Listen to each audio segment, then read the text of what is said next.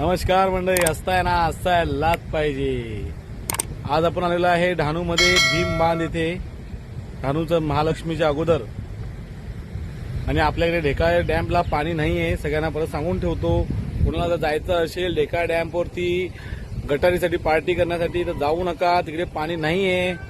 मी तुम्हाला अपडेट देतो या गोष्टीची, कारण की थोडंसं कधी कधी अपडेट द्यायला पण पाहिजे लोकांना. कारण मला माहिती आहे की लोक शोधतात जागा, कुठे जायचं कुठे जायचं कुठे जायचं. तर तुम्हाला सांगून ठेवतो, तुम्हाला जायचं असेल तर हे नदीचं पाणी आहे, जे तुम्हाला माहिती असेल का 12 महिने वाहत असते, पण आता मस्तपैकी भरलेलं आहे नदी. आणि माझ्या पाठीमागे तुम्ही बघत असतील कपल लोक आलेले आहे, एन्जॉय करत आहे. काही गावकऱ्यातले पण माणसं आहेत जे फिश पकडतात आहे पाठीमागे. हा, तुम्हाला बघायचं असेल तर मी जरा जातो जवळ. ओके.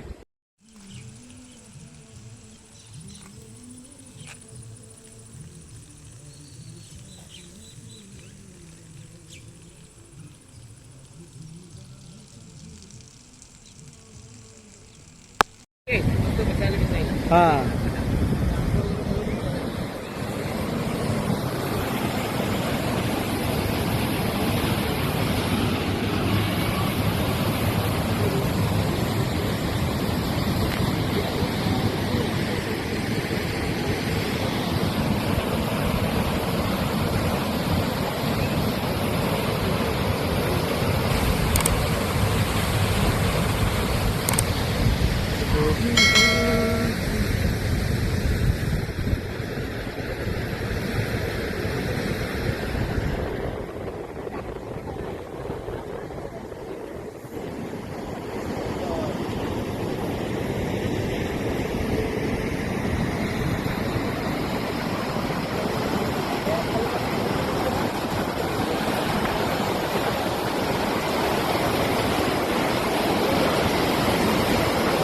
डहाणूला आपल्याला काही पर्यटक भेटलेले आहेत, त्यांच्याशी आपण जरा संवाद साधूया.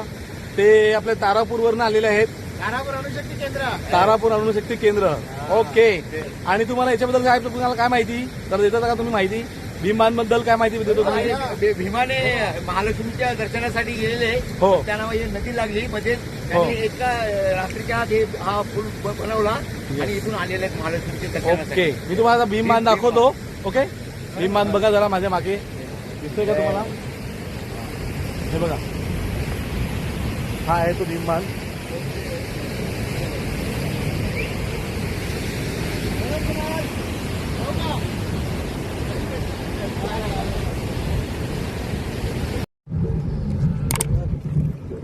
तुमचं नाव काय? अशोक भाऊ. हे का कोलबीसाठी आहे ना? कोलबी पकडण्यासाठी तुम्ही टाकायला लावलंय असं? तुझं नाव काय रे बाळा? अमित. तुझं नाव काय? संजय लीला भन्साली. अच्छा अच्छा. हे क्या आता टाकायला लावलं बघा गळ. हे कोलबीसाठी आहे, कोलबीसाठी टाकायला लावलं गळ.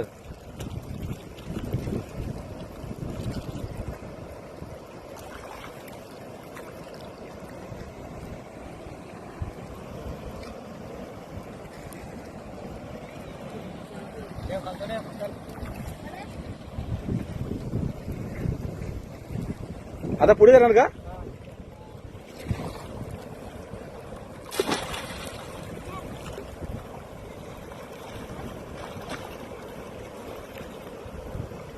नमस्कार मंडळी, असताय ना असायलाच पाहिजे.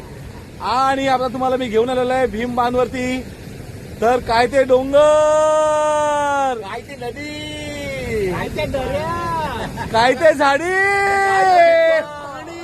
काय ते हॉटेल, काय ते भीम बांध. नक्की यायचं. यायचं. हा, गटारीला जर तुम्ही स्थान शोधत असतील तर एवढं याच्यापेक्षा चांगलं ठिकाण तुम्हाला भेटणार नाही. धन्यवाद. लाईक करा, लाईक करा, चॅनलला लाईक करा, सबस्क्राईब करा, विसरू नका. खूप मेहनत केलेली आहे. विरारवरून डहाणूला आलेलो आहे. धन्यवाद. जय हिंद, जय महाराष्ट्र.